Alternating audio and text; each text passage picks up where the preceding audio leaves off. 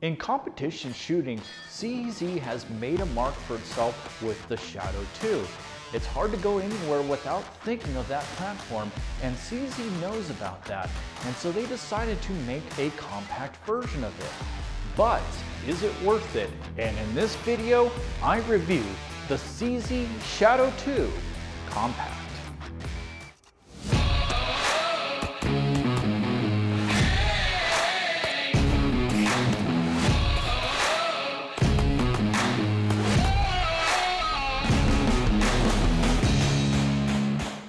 Alright, so here we are with the Shadow 2 Compact. Well, before we dive more into that, a little context about my experience is that I have over about 17,000 rounds on a Shadow 2 as my main competition firearm.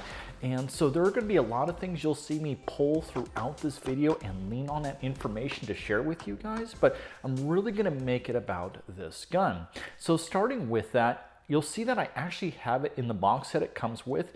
And the reason for that is it gives a good illustration of the length difference between the Compact and the regular Shadow 2. Now, the MSRP starts at $1,299. Now, if you've been following prices on Shadow 2s, they've been dropping in price, and I've seen them as low as just right under $1,000. Well, funny enough, in Q2 of 2024, I did end up picking this gun up for about the MSRP price. Now, for me, that was lucky, as I managed to find a dealer on Gunbroker that happened to want to sell one at that price. But the going market right now on these things is actually around the $1,400 to $1,600 range, and that has everything to do with the scarcity of these things currently on the market. And to elaborate that even further, you'll see that it comes with two 15-round mags. Now, oddly enough, I was looking for a third and a fourth one because I intend to shoot more competitions with it to give you guys a more well-rounded review when I get to the 1,000 round mark. Now, why I say that is because right now, as of this video, they're sort of on the unobtainium curve. And I'd looked through Medgar, CZ, all of the major mag providers, and they just didn't have these in stock. Now, as you saw with the box, there was a difference in sizes. That box is actually made for a full-size Shadow 2. So let's just kind of touch on some of the key differences here. Well, with this gun, a lot of it is dimension and then also the material makeup of the frame. Now, dimensionally speaking, this profile is identical in terms of width and the slide width. Now, what's different is the barrel length and overall length. So, for example, the barrel on this is about 4-inch, whereas the Shadow 2 full size comes in at 4.9. So there's definitely a good amount of real estate missing, and a major difference too is the aluminum frame versus the steel frame that comes on the Shadow 2.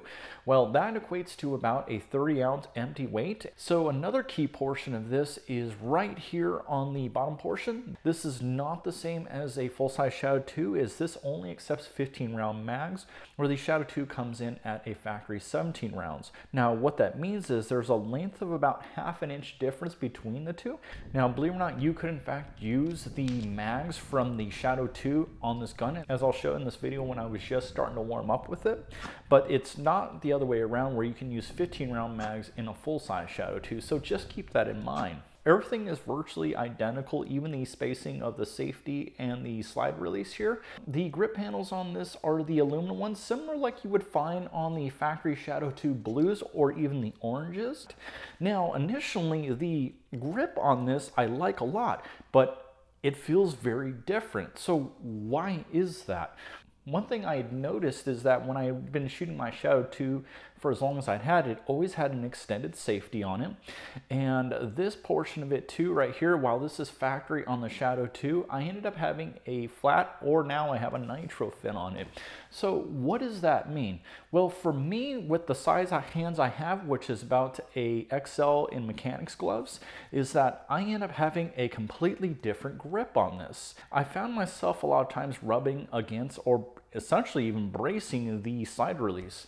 Now, for me, I didn't like that because when it would recoil, I would feel it hitting against my bone here. But as I got used to it, I ended up finding that my grip became more like a Glock grip, where I had a tendency to get up high in the gun. And I liked that grip, and I settled there, and my controllability, I'll kind of dive more into that in the shooting experience, really paid off for that. Now, what made that really easy is the extended beaver tail that they have on this. A lot of guns in the compact range can be kind of a challenge to get the ideal grip, but this promotes that. Let's talk about the serrations here. You have front and rear serrations. That's important to pay attention to because the way this gun is sprung, I'm gonna guess it's around 15 to 17 pounds in the recoil spring. One thing I noticed even on my full-size Shadow 2 is that these front serrations, because I like to rack from the top, really take some effort. So it's two ways you got to think about it. Number one, that you've got to put a lot of pressure on that. And secondly, you got to remember to put pressure here because the frame protrudes just enough on the sides to where if you're doing this quick and you're not thinking about it, you can actually drag it back like that. So that's something to pay attention to. And even with my Shadow 2, which thankfully it's incredibly reliable, I never felt quite 100% confident racking it from the top, but that's how I rack my guns. Now, the other way to look at this is using the rear serrations. I did have my wife try this, and I had her play this with trying to rack it, and she gravitated towards doing it towards the back. I would say that's more natural for this particular gun with the way it's sprung. It's just to grab it from the back. Now, let's talk about the sights because I am a fan of these. You get a very solid fiber optic front sight.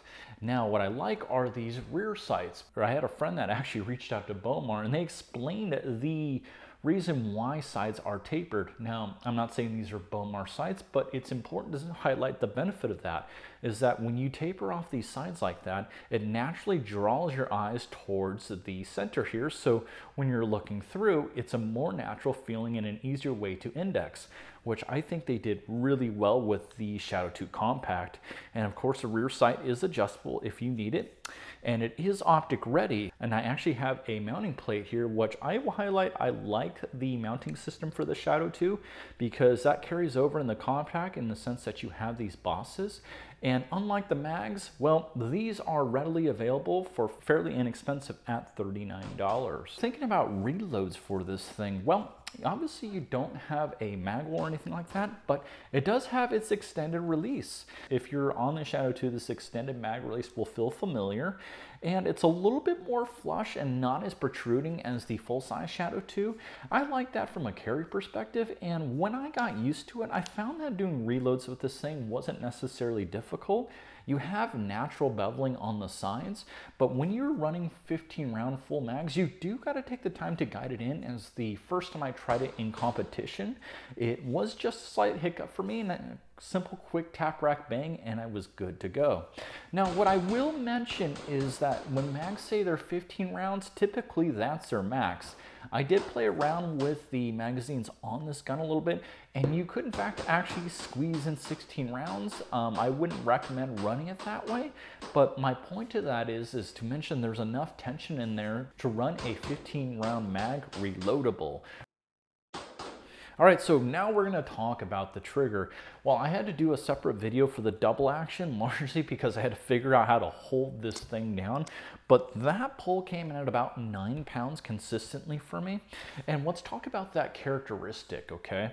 Now, a lot of double actions out there aren't the most refined, and the Shadow 2 Compact isn't necessarily a change in any of the mechanics in the past. So as you're pulling through the range of it, you get right here just a little bit of pre-travel, and then right here you're already under tension. Now, it's important to kind of think about how this pull goes through the range. So as I go through the range, you can feel there's just a little bit of stacking. This is why you see a lot of guys that like to mess around with springs in this gun and bring it around maybe closer to the 6-7 pound range, is because not only is it about the poundage that it breaks at, but it's pulling it through the range that also makes it hard. So that's something that's just carried over from the regular Shadow 2. All right, so now I'm going to take a look at the single action of this. Now, I love the Shadow 2 characteristics of this trigger, because the pull weight isn't everything with this gun, and I'll get into that in a second. But pulling it comes in at about 3.5 pounds. Now, why I mentioned the characteristics of the single action is critical to pay attention to is this. So as you're going through this range, you do got a touch of pre-travel, okay? And I like the firm spring that you can feel on the return side of that, but once you get to it, there's not as huge of a wall like you find on the Walther or your typical 2011, but instead you start to run through it and it's a rolling brake. So going through it again, pre-travel, you get to the first wall and it may be defined as a little bit of creep, but you roll through it and it's a brake. Now, why do I mention that? Well, the Shadow 2 is arguably one of the most forgiving guns to shoot well. That rolling trigger right there makes it possible to slap this trigger at short ranges, and you can still get some solid groupings out of this. I guarantee you that you will find a lot of people that have identical feedback about Shadow 2s being very forgiving to shoot, and that's one of the reasons why. Now it's time to dive into the shooting performance of the Shadow 2 Compact. Now, before I do that, I ask that you hit that like button, as that really helps me out in the algorithms. And you're gonna wanna subscribe, because I'm not gonna do just the 1,000 round review on this gun, but I'm gonna do 2 other videos. A huge shootout between the Daniel Defense H9 as well as the Sig P365 AXG Legion. Now, to top that off, if you remember my Prodigy video when we took stock and we went from good to great, well, I've already ordered all the fun parts for this gun, and so I'm gonna make a follow-up video later on down to see if we can actually make this on par with my competition Shadow 2. I did give a little context earlier in saying, hey, I've got some time on this platform. And I tell you that because there are subtleties I noticed with a full-size Shadow 2 that I really see on this gun. Now, there are some attributes that are identical. For example, the forgiveness of this platform really translates into the compact. And I was leery of that too due to the lightweight, but when I ran this thing in competition and I was running it at speed, in single action, I was able to put tight grips together all throughout the match. And the reason for that is because the way the single action trigger is designed and the ergonomics of how you are supposed to hold this gun. On a Shadow 2, it's a very muzzle heavy gun, but as you can see, not only have we shrunk the real estate from length, but we've also made it aluminum frame. So essentially now we have the balance back in the hands. Whereas if I was holding a full-size Shadow 2, this would tip over just like that. Any type of manipulation or transitions were really good with this gun, as I was able to get on target fairly easy, and any reloads were just natural for me to do.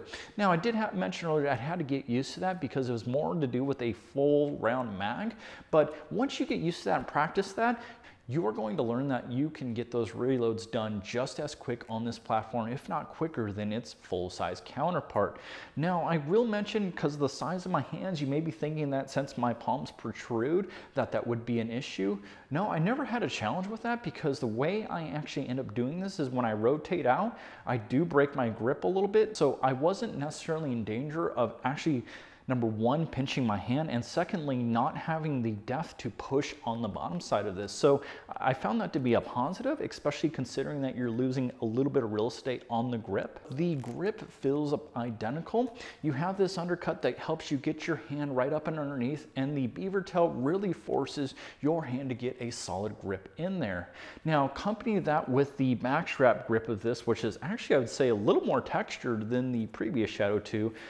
Maybe it's because it's new, but it definitely puts the bite on the backside of your hand, and has front checkering as well to support that. So getting a grip on this gun is not something you really have to worry and think about. And as I got used to gripping the gun, I found that I lock it out more like I would with perhaps like a Glock. So I was very confident in attacking targets and really getting my grip on here quick, which I appreciate about this, especially if I'm considering it for a carry option. Now, when you're going for precision shooting, which is a small grip at distance, this is where you start to see where the heavier counterpart really kind of separates itself. And when I would go on these 20-yard head targets, I found that I had to be just a touch more patient, but usually with compact guns, I find myself having to be even more patient. Now, why I say it's different is because I would debate that at that range, I probably could do about 35 to 40 splits with my Shadow 2, whereas this, I was probably in the 50 to 55 range in terms of splits. And that has more to do with the less weight that you have on this gun. Now that I've gone through kind of the overview and some of the shooting characteristics, I want to talk about some of the pros of the Shadow 2 Compact. Everything good we remember about the Shadow 2, such as its trigger characteristics, its ergonomics, carried over to this and wasn't compromised. So for the price, this gun in the compact category really sticks out in the shooting experience. And that kind of just touches into the fairly high price for its categories. There are a ton of guns in the compact range that really kind of say, hey, is $12.99 worth it? Well, I'm gonna kind of create a new category here. Maybe it already exists, but I'm gonna call this a sport compact because that's the only reason I can justify paying over $1,000 for a gun like this. Now, in person, when you hold it, you grip it, and then you shoot it, you'll start to feel better about your investment in this platform and maybe something you end up forgetting with time.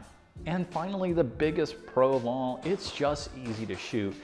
I did mention earlier to some of my friends, if I knew everything I knew about guns, I would start out on the Shadow 2 as my first competition gun. Reasons why? Because the single action in it is absolutely forgiving. So if you're learning new techniques and things like that, that would emulate and also encourage you. And additionally, learning how to clean and maintain that gun, well, that would actually just make you smarter. But the good news is you can be a little bit lax on the maintenance of these guns, as I've learned.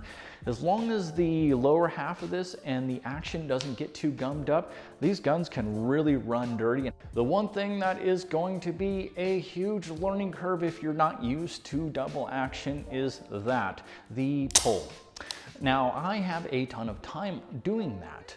And the challenge with that is that I find if you're already healing the gun, which means you are anticipating and shooting rounds low, that double action is going to really mess you up. Now, if you're carrying, the reason why I mention that, because I would be the type to actually carry this gun with a round in chamber, hammer down, and shoot this thing in double action. I have the practice for that. But are you going to put that type of commitment in? And that's probably going to be a con for most shooters out there. And touching on the double action, a lot of the people I see picking up the Shadow 2 Compact typically already own CZs. This is like a slam dunk in their world.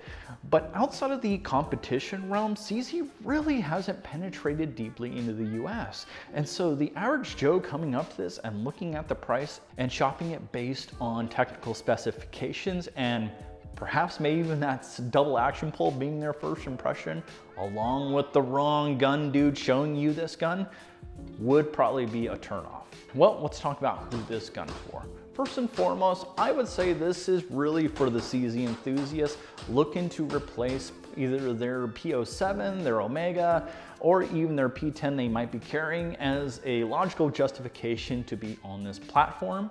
Now, I will say this is also someone that wants a smaller platform and wants something that can compete and also be something that you can actually grow with and get better with. This gun definitely fits that box. Now, that's what I have for you on the Shadow 2 Compact. You're definitely gonna wanna check out some of my other videos, which includes my actual competition Shadow 2 that has over 10,000 rounds. And I also have a very nice USPSA video on how you can look at setup and determine what's optimal for you, which would translate to this. And so with that said, guys, we will see you at the range.